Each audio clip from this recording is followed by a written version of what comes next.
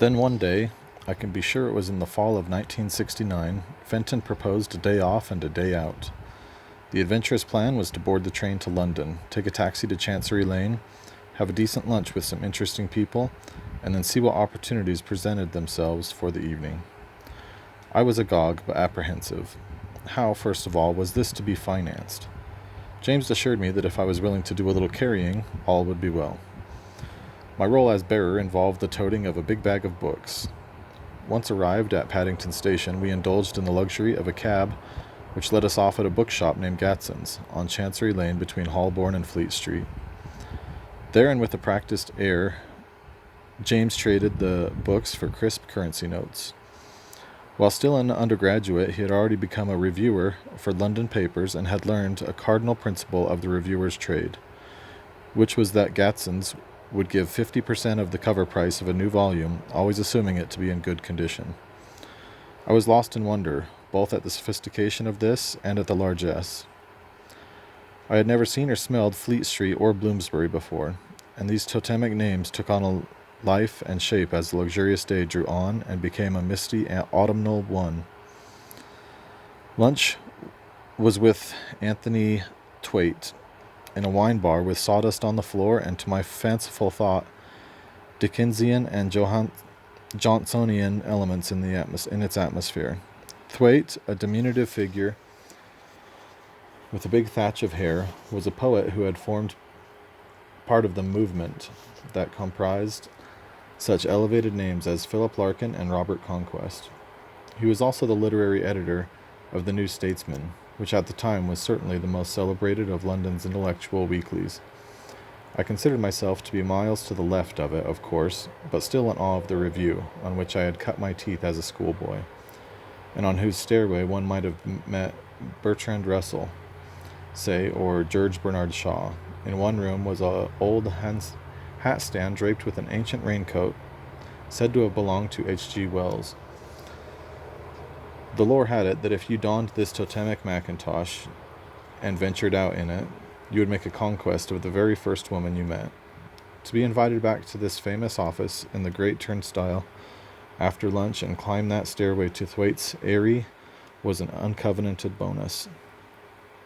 To exit the building onto Lincoln's Inn Fields, clutching a couple of review copies of my own, "We might like you to take a look at these for us. Surely there had been a misunderstanding," was to feel that one had drunk far more at that lunch than one actually had. I can't be sure where we dined or where we slept that night, but I do remember taking James, by way of return as it were, to the Curzon Cinema to see Ghost de Gaffra's film Z. The effect of it on both of us was electric. I was trying to recruit James to the International Socialists at the time, and so when he murmured something about how eye-opening a movie it was, I readily and militantly challenged him with a, "What are you going to do about it?" That was, when I think about it, a slightly poor return for the marvelous day he had shown me. Quite taking me at my own face value, however, something that always makes me uneasy, he replied evenly enough, "Oh, I'm going to do something about it." By the end of that year, I had been published in the New Statesman with my review of Eric Hobsbawm's book on labor militancy in the Victorian epoch. Hitchens in the New Statesman? Hitchens on Eric Hobsbawm? Who is this callow youth? I can still hear these questions.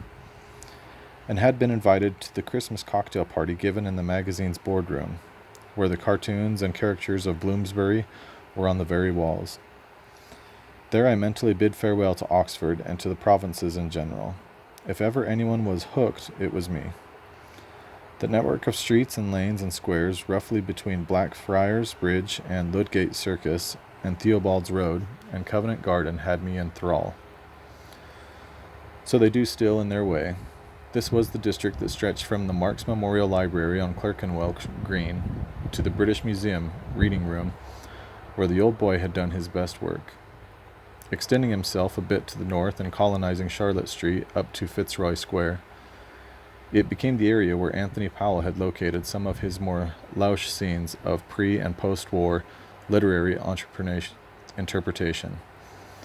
Looping around on itself and doubling back via Shaftesbury Avenue, the neighborhood might be said to take in Soho, with its little grid of streets and alleys containing the offices of Private Eye and the New Left Review. And then Gerrard Street, now Chinatown, in which Dr. Johnson's club of Burke, Gibbon, Reynolds, and Garrick had met, and near the corner of which I was later to take my last glimpse of my mother. In these and other parleyus was manufactured the journalistic small-arms ammunition that was to be hurled against the gigantic, but inaccurate and poorly commanded, batteries of Fleet Street's Tory newspaper establishment, located farther east as a sort of bulwark to the city of London. The problem, as usual, was how to be able to play a decent hand on both sides of this street. Peter de Vries, one of my favorite minor novelists, he could make you laugh out loud, as in Mackerel Plaza, as well as weep, as with The Blood of the Lamb, was once asked to name his ambitions as a writer. He replied that he wanted a mass audience for his books, one that would be large enough for his more elite audience to look down upon. I suspect that many authors, if they were honest, would admit to something like the same. My desire at that stage was to make a sufficient living at the business of Grub Street hackery, the refreshing term that the English use for scribbling trade, so as to be able to toil more nobly in the evenings and weekends, both on my literary efforts and on my alliance with the working class. I wasn't by any means the first person to have thought of this scheme, nor to have run into some of its more immediate obstacles. In order to get a job in the media in those days, you had to be a member of a labor union. I thought that was fair enough, and indeed favored the closed shop, and I was anxious to join a union, if only so I could start agitating as a union member. But then there was the difficulty that I couldn't join such a union unless I already had a job. This was a bar to entry itself based on a double standard that made one unashamed to play things both in one's own turn. One had somehow to get from being the second most famous person at Oxford to being a completely obscure but perhaps promising person in the metropolis. Once again, it was a lunch at All Souls that supplied the answer. The London Times was starting a new supplement, to be devoted to higher education.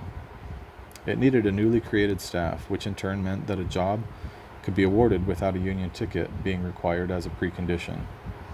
Thus did I become a social science correspondent on a paper that had yet to be printed, a goggle-like ghost job, which I held for about 6 months before its editor said something to me that made it impossible to go on working for him. I sometimes wonder what might have become of me if I had been good enough at that job to keep it. The paper could well have become my winding sheet. Still, I had at least managed to move myself to London, and I had become a member of the Journalists' Union. I had also managed to negotiate the slight but unmistakable political invigilation that used to be part of the scenery in those days. When applying for a trainee job at the BBC, I had been asked by one member of the interviewing panel, "Do you feel strongly about things? Strongly enough, for example, to sit down in Trafalgar Square?" I wasn't stupid enough not to realize that he wouldn't have asked me that question if he didn't already know the answer to it. I didn't get the job either, another defeat for which I am eternally grateful. And this now makes me old enough to remember a time when the BBC tried to exclude subversive and resentful types. A later interview for that Times job was more typical of British establishment reserve and understatement at its deadliest. Just a formality, won't take a second. Need to ask you a few things before we have you on the strength. The interlocutor was a Mr. Grant, a slightly red-faced and portly chap with no special title. This was in the days when the offices of the Times were in the magnificently named Printing House Square, just opposite the old Blackfriars station, where on the portico were still incised the names of ancient steam railway destinations like Darmstadt and St. Petersburg. It was redolent of the time when the young Graham Greene had been a sub-editor down the corridor. Mr. Grant asked me a few questions of such apparent innocuousness that I became suitably lulled. Then, interested in politics at all? I decided there could only be one answer to that. Good. Would you describe yourself as having any special affiliation? Again, on the assumption that he knew the answer, as well as on the conviction that it would be shameful to conceal my stance, I replied, "I'm a socialist." Fine, my dear boy. Don't look so defensive. More socialists on the Times than you would probably guess. Some of our best people, too. I was just relaxing when he leaned forward slightly and asked, looking me directly in the eye, "By the way, would the Labour Party allow you to join it?" This, as he must have known, was the very question that I might have hoped to avoid. I was in the Labour movement, all right, but not at all of it. Let us go, then, you and I, to a meeting in a rather dingy and poorly lit Union Hall in Haringey, North London. The time, mid-70s. The place, a run-down but resilient district with a high level of Irish and other immigrant population. I am the invited speaker, and the subject is Cyprus, the former British colony in the Mediterranean, which has recently been attacked and invaded by both Greek and Turkish NATO armies. Many refugees from this cruel bombardment and occupation have arrived in London to join the staunchly working class and left-wing Cypriot community that has been there since the 1930s. My articles on the ongoing imperial crime have won me a certain audience. The brothers and sisters in Haringey aren't easily impressed by visiting talent, and it's unlikely that I'll even get the taciturn treasurer of the local branch to refund my tube fare from downtown. But I'm used to this no-nonsense style and have even trained myself to approve of it. Before being exposed to my scintillating rhetoric, the audience will be subjected to a steady series of quotidian preliminaries. There will be an appeal for the strike fund at a neighboring engineering factory, whose workforce has been out on the picket line for over a month. There will be an announcement about a regional meeting to discuss resolutions for the forthcoming annual Labour Party conference, scheduled for a distant and dismal seaside resort sometime in the fall. The lady who helps run social services for needy immigrants will make an appeal, couched in that amazing warmth in which some labor matriarchs specialize, urging Cypriots, who generally prize family values above all else, and are leery of charity, to claim their entitlements as Commonwealth citizens.